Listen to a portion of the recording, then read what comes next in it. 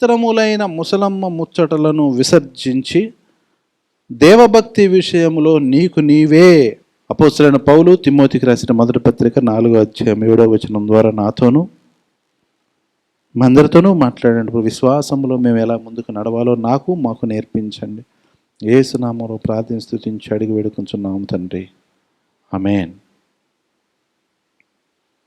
అపోస్తలుడైన పౌలు తిమోతి అంటే పౌలుకి చాలా ఇష్టం.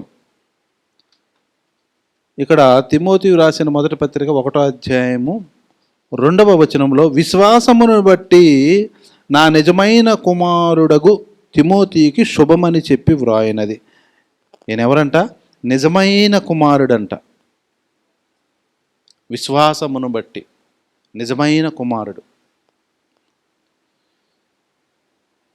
ఈ నిజమైన కుమారుడికి అసలు తిమోతి రాసిన పత్రిక అంటే నాకు ఎంత ఇష్టమో, ఎన్నిసార్లు నేను చదవబుద్ధి అయితే ఇది 1-2 పత్రికలు. ఇంత బాగా అపోస్తలుడైన పౌలు ఎవరికీ రాయలేదు. ఫిలోమోనికి కొద్దిగా రాశాడు. అసలు బ్రహ్మాండంగా రాశాడు. ఎన్ని జాగ్రత్తలు చెప్పాడో అంతులేదు. బోధ విషయంలో, ప్రవర్తన విషయంలో, మాదిరి విషయంలో, పరిశుద్ధత విషయంలో చాలా చెప్పాడు. చాలా విషయాలు చెప్పాడు. తిమోతి మనకి ఎక్కడ పరిచయం అవుతాడంటే అపోస్తల కార్యాలు 16 రేపు పొద్దున బిట్లు కూడా వస్తాయి అనుకుంటా. అపోస్తల కార్యాలు 16 ఇక్కడ పరిచయం అవుతాడు మనకి. పౌలు దెర్బేకును లుస్త్రకును వచ్చెను. అక్కడ తిమోతి అని ఒక శిష్యుడుండెను. అతడు విశ్వసించిన ఒక యూదురాలి కుమారుడు. అతని తండ్రి గ్రీసు దేశస్థుడు. అతడు లుస్త్రలోను ఈకొనిలోను ఉన్న సహోదరుల వలన మంచి పేరు పొందినవాడు. ఎవరంట మంచి పేరు పొందింది? ఎవరు? తిమోతి వాళ్ళ నాన్నగారా? అతని తండ్రి గ్రీసు దేశస్థుడు. అతడు లుస్త్రలోను ఈకొనిలోను ఉన్న సహోదరుల వలన మంచి పేరు పొందినవాడు. ఎవరు? తిమోతి వాళ్ళ నాన్నగారంట. మంచి పేరు పొందాడంట. ఓకే. వాళ్ళ అమ్మగారు యూదురాలి కుమారుడు. ఆమె పేరేంటి? ఆమె పేరు ఎక్కడుందంటే మళ్ళీ 2 తిమోతి రాసిన పత్రిక 1:1 పేరు ఇక్కడ చెప్పబడింది. 2 తిమోతి రాసిన పత్రిక 1:3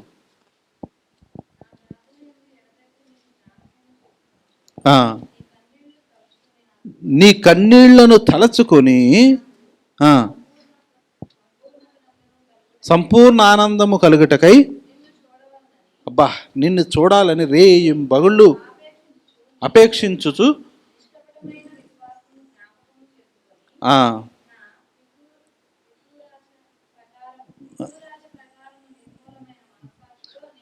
నిర్మలమైన మనస్సాక్షితో నేను సేవించుచున్న దేవుని ఎడల కృతజ్ఞుడనై ఉన్నాను. అంటే ఇదంతా జరిగిన ఆ విశ్వాసము మొదట నీ అవ్వ అయిన నీ అవ్వయ్య, ఆమె పేరు ఏంటంటే లోయి. ఎవరంటే అమ్మమ్మ. తిమోతి వాళ్ళ అమ్మకే అమ్మ లోయి.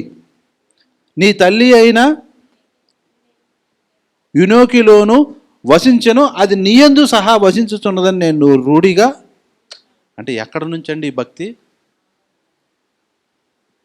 ఓఫిర్ గారు చెప్తూ ఉంటాడు, నా భక్తి నేను ఇంత కారణం అవటానికి మా తాతల దగ్గర నుంచి ఆయన భక్తుడు, ఇంకో తాత భక్తుడు, ఇటు పక్కన చూసిన భక్తుడు, అటు పక్కన చూసిన భక్తుడు, అవన్నీ కలబోసుకొని నాలో వచ్చినాయి, నాలో దేవుడు పుట్టించాడు అని చెప్తాడు. అలాగే అపోస్తలుడైన పౌలు చెప్తున్నాడు ఏమని?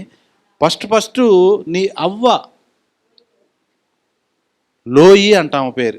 ఎప్పుడన్నా ఎవరన్నా లోయి అని పేరు పెట్టుకుంటూ విన్నారా? యునోకి అని పేరు పెట్టుకుని విన్నారా? ఈ క్రికెట్ ఆడేవాళ్ళ పేర్లు ఎంత విచిత్రంగా ఉంటున్నాయో. ఇతర దేశాల వాళ్ళ పేర్లు రకరకాలుగా ఉంటున్నాయి. అవునా? చూస్తావా? క్రికెట్ చూస్తావా ఎప్పుడన్నా? ఏందేందో రకరకాలుగా ఉంటాయి పేర్లు. అలాగే లోయి అంట ఏమో పేరు, అమ్మమ్మ. ఆమెలో భక్తి విపరీతంగా ఉందంట. అది నెమ్మదిగా ఎక్కడ దిగింది? మళ్ళీ అమ్మకు దిగింది, అమ్మలో దిగింది. అమ్మ దగ్గర నుంచి పైగా ఇతని యొక్క ఆ విశ్వాసం అన్నాడే, ఎంత చెప్పిన తర్వాత ఆ విశ్వాసం అన్నాడు తెలుసా? ఇక్కడ ఒకటి, ప్రార్థనల యందు ఎడతెగక నిన్ను జ్ఞాపకం చేసుకొనుచున్నాను అన్నాడు. నీ కన్నీళ్లను తలంచు అంటే తిమోతి ఏం చేస్తున్నాడు? కన్నీళ్ల ప్రార్థన చేస్తున్నాడు, కన్నీటి ప్రార్థన చేస్తున్నాడు. నీ కన్నీళ్లను తలంచుకొని అంటున్నాడు.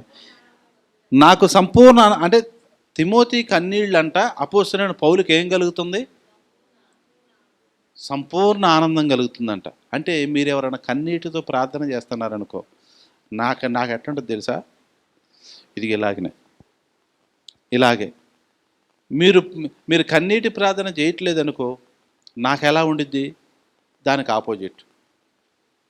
కాబట్టి తిమోతి అపోస్తలుడైన పౌలు కన్నీళ్లను తలంచుకొని నాకు సంపూర్ణ ఆనందం కలిగితే నిన్ను చూడవలెనని రేయింబగుళ్ళు అపేక్షించుచు, అంటే ఆశ కలిగి ఉన్నాను, విపరీతమైన ఆశ కలిగి ఉన్నాడు. అంటే ఎవరి పట్ల ఎవరు ఆశ కలిగి ఉన్నారు? అపోస్తలుడైన పౌలు తిమోతి అంటే తెగ ఆశపడుతున్నాడు, తెగ అపేక్షిస్తున్నాడు. ఎందుకని?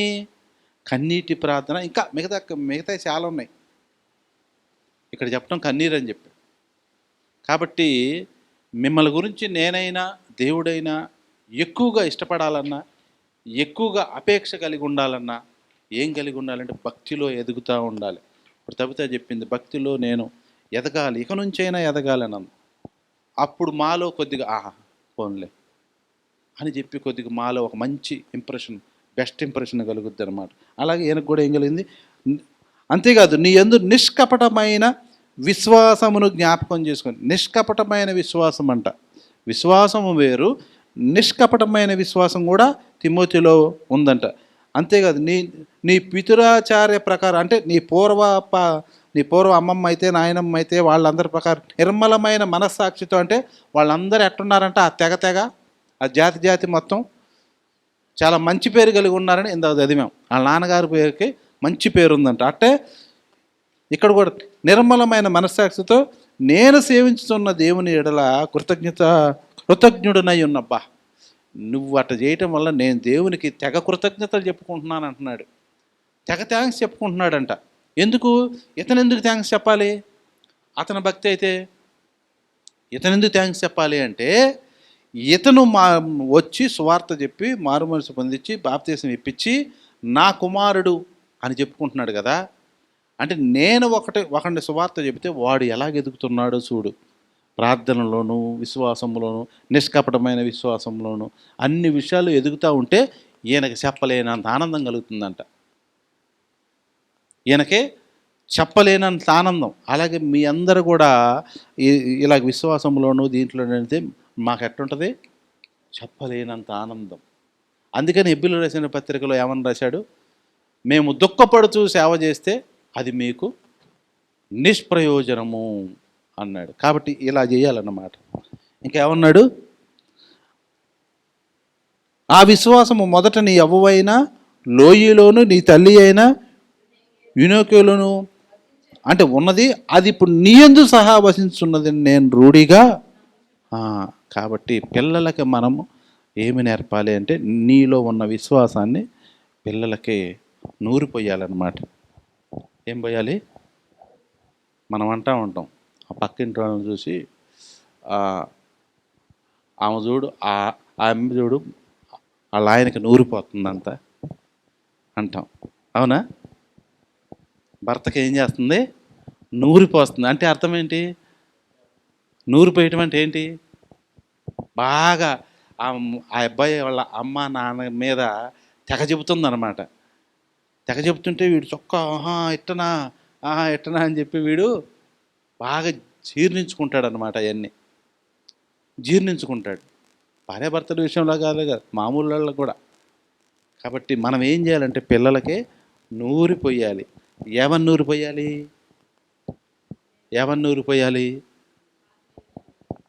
ద్వితీయోపదేశకాండము 6వ అధ్యాయం అనుకుంటా.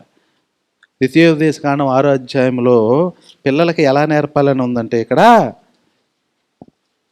6:6 ఇది గుర్తుపెట్టుకోవాలి అందరూ. ద్వితీయోపదేశకాండం 6:6. ఈ మాటలు నీ హృదయంలో ఉండాలి ముందు.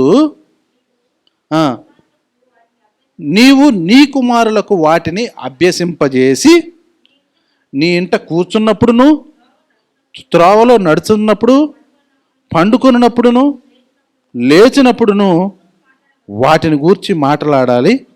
సూచనగా నీ చేతికి కట్టుకొనవలెను. అవి నీ కన్నుల నడుమ బాసికము వలె. అంటే బాసికం అంటే ఏంటి? బొట్ట ఏంటి బాసికం అంటే? ఓహో, బాసికం పెళ్ళిలో కడతారు అదే.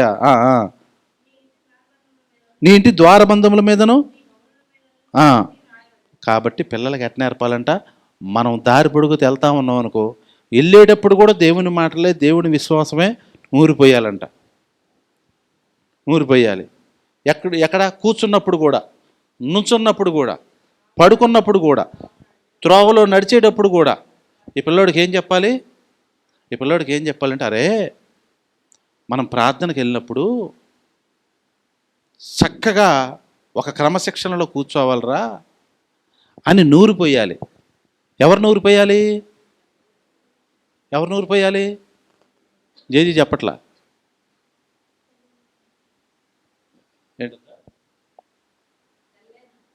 తల్లేనంట. ఓకే. ఈ పిల్లవాడికి నువ్వు ఏం నేర్పాలి? మనం మందిరానికి వెళ్ళిన దగ్గర నుంచి మళ్ళీ బయటకు వచ్చే వరకు క్రమశిక్షణ కలిగి ఉండాలిరా, నిన్ను చూసి నేర్చుకోవాలిరా పిల్లలందరూ అని నూరిపోయాలి. దైవజనుడు ఏది అడిగితే అది గబక్కన అందివ్వాలరా. దేవుని పరిచర్య, ఏ పరిచర్య అయినా అది మనం దేవునికి చేస్తున్నట్టురా అని నూరిపోయాలి. నూరిపోస్తుందా? పోస్తుంది. అబద్ధం ఆడకుండా చెబుతున్నాడు. నూరిపోస్తుంది. మనం కలివేంద్రం పెట్టామరా, మన సంఘం తరపున మనం పెట్టాము అని చెప్పి నూరిపోయాలి. మనం కూడా ఎప్పుడైనా ధర్మకార్యాలు ఇలా చేయాలిరా, మనం పర్సనల్గా చేయాలి, సంఘం తరపున చేయాలని నూరిపోయాలంట. లోయి అలా చేసింది, యునేకే అలా చేసింది. కాబట్టి అందుకనే ఇప్పుడు వాడు బ్రహ్మాండమైన భక్తిపరుడు, విశ్వాస యోధుడు, వీరుడు అవ్వాలంటే ఏం చేయాలి? నూరిపోయాలి భక్తిలో. అలాగా ఏం చేశాడు? మనం చదువుకున్న భాగం ఏంటి? ముసలమ్మ ముచ్చట్లను మనం చదువుకున్న భాగం ఏంటి? అది చదువుకోవాలి. అపవిత్రమైన ముసలమ్మ ముచ్చట్లను విసర్జించి దేవభక్తి విషయంలో. కాబట్టి ముసలమ్మ ముచ్చట్లు అంటే ఏంటి నీకు తెలుసా? ముసలమ్మ ముచ్చట్లు అంటే తెలుసా? ముసలమ్మ ముచ్చట్లు అంటే ఏంటి? ఎందుకు పనికిరావయ్యి? ఉపయోగం లేదు. ముసలోళ్ళు ఏం మాట్లాడుకుంటారు? ఖచ్చితంగా అత్త, మా కొడుకు, నా కోడలు, ఆ ఇంటోళ్ళు, ఆ ఇంటోళ్ళు, ఆ ఇంటోళ్ళు, ఈ వీధిలో ఆ చివరోళ్ళు, ఇదే తప్ప ఇంకొకరి గురించి తప్ప ఏది మాట్లాడుకో. కాబట్టి తిమోతి నువ్వేం చేస్తావంటే అట్లా కాదు, అది క్రమం కాదని చెప్తున్నాడు. చెప్పి దేవభక్తి విషయంలో నీకు నీవే సాధకము చేసుకో అన్నాడు. మళ్ళీ ఇక్కడే 1 తిమోతి 4:11 ఈ సంగతులను ఆజ్ఞాపించి బోధించుము. నీ యవనమును బట్టి ఎవడనూ నిన్ను అంటే తృణీకరిస్తారా? యవనాన్ని బట్టి తృణీకరిస్తారా? ఎందుకని? ఏం తృణీకరిస్తారు? తృణీకరించడం అంటే ఏంటి? తృణీకరించడం అంటే ఏంటంటే నువ్వు అసలు వద్దు, నువ్వు నాకేం చెప్పక్కర్లేదు, నువ్వు వెళ్ళిపో అంటారు అని అంటారే. తృణీకరించడం అంటే నీకు నీ మాట ఏది వినరు. కాబట్టి ఎప్పుడు వినరు? అదే నీ ప్రవర్తన బాగుండి, అంతా బాగుండి, పరిశుద్ధత కలిగి ఉంటే నీ మాట వింటారు.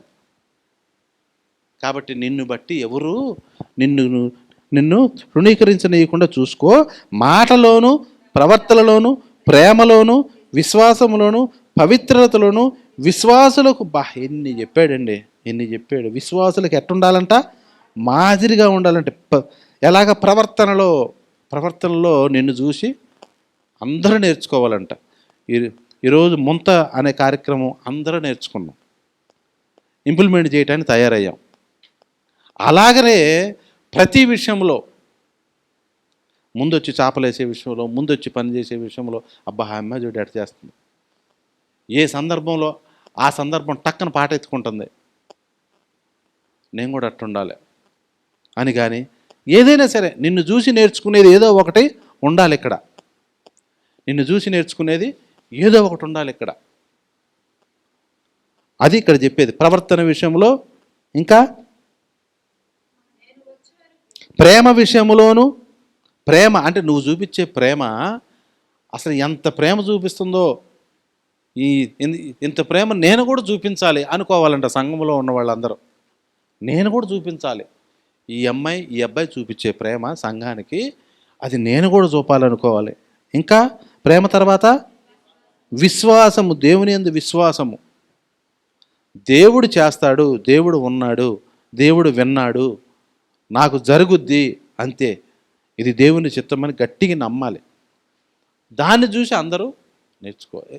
ఇందాక చెప్పిందిగా జేజీని చూసి నేను నేర్చుకున్నానని తబిత చెప్పింది. విశ్వాసం విషయంలో, ఇచ్చే విషయంలో, ఇచ్చి నాకు ఎందుకు ఇవ్వడం తేలుస్తా అని చెప్పి ఆ ముంత నాకు ఇచ్చి, అనయ్య ఇక నుంచి నువ్వు పోట్లాడు, దేవుడితో పోట్లాడు అని అంది. ముంత ఇచ్చి నేను కూడా పోట్లాడతాను, నాతో పాటు నువ్వు కూడా పోరాడు అని చెప్పింది. నాతో పాటు నువ్వు కూడా పోరాడని చెప్పింది. నేను పోరాడకుండా నేను అక్షిత కొరకు అందరి గురించి ప్రార్థన చేస్తానే ఉన్నాను. అలాగే ఇంకా పవిత్రతలోను విశ్వాసులకు మాదిరిగా ఉండి, నేను వచ్చు వరకు చదువుట యందును, హెచ్చరించుట యందును, బోధించుటయందును. ఇక్కడ చదువుట యందును అన్నాడు. ఏం చదువుట? ఇక్కడ బైబిల్ అన్నాడా? అనలేదే. మరి ఏమని? అప్పటికి కొత్త నిబంధన తయారవ్వలేదు. ఏం చదవాలేనా? ఏం చదవాలి? అప్పుడు మనకలాగా ప్రతి ఇంట్లో ఎక్కడ పడితే అక్కడ బైబిళ్ళు తుప్పుబట్టి దుమ్ము బట్టి ఉన్నాయా? లేవు. ఇప్పుడైతే మన ఇంటికి వెళ్ళంగానే ఎక్కడ పడితే అక్కడ ఉంటాయి, దుమ్ము బట్టి ఉంటాయి. మరి అప్పుడు లేవు. మరి అతను ఏం చదవాలి? ఏంటో ఆ జీవితాన్ని చదవాలి. ఒకటి మంచిదే, జీవితాన్ని చదవాలి.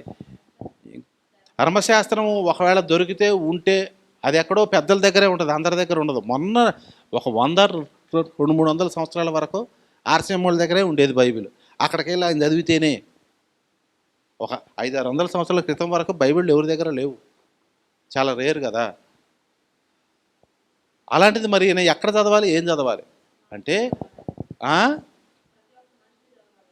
మనిషిని చదవాలి, ప్రతి ఒక్క పుస్తకం కూడా చదవాలి, హిందువుల పుస్తకాలు కూడా చదవాలి. నువ్వు హిందువుడి దగ్గరికి వెళ్ళి నీ దేవుడి గురించి పరిచయం చేయాలంటే వాళ్ళ దేవుడి గురించి ఏంటో నీకు తెలియాలి, వాళ్ళ దేవుడి గురించి ఏంటో నీకు తెలియాలి. కాబట్టి వాక్యమునే కాదు, పాత నిబంధన గ్రంథమే కాదు, ధర్మశాస్త్రమే కాదు, మిగతా పుస్తకాలన్నీ కూడా చదివితేనే కానీ నీవు బ్రహ్మాండంగా రాణించగలవు అని చెప్పటం అన్నమాట. అది చదువుట యందును, బోధించుట యందును, హెచ్చరించట యందును జాగ్రత్తగా ఉండు అని చెబుతూ ఉన్నాడు అన్నమాట. అలాగే 1 తిమోతి 5:17 మళ్ళీ ఏం చెప్పాడు?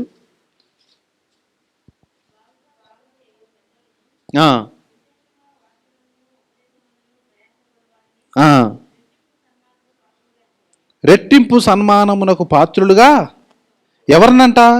బాగుగా పాలన చేసే పెద్దలు ఉంటారు, వాళ్ళనే విశేషంగా, అందులో మళ్ళీ విశేషంగా వాక్యమందును ఉపదేశమందును ఎవరైతే ప్రయాసపడుతున్నారో వాళ్ళని సన్మానించరా బాబు తిమోతి, జాగ్రత్త. వాళ్ళు ఉన్నారు కొంతమంది, వాళ్ళని మాత్రం చూడు ఒకసారి అని చెప్తున్నాడు. చూసారా? కాబట్టి ఎన్నో జాగ్రత్తలు చెబుతున్నాడు, చాలా విషయాలు. అలాగే 6:11 దైవజనుడా ఆ,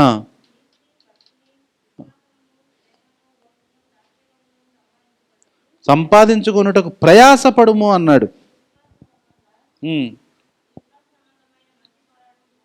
ఉమ్, చాలు ఇక చాలా చెప్పాడులే.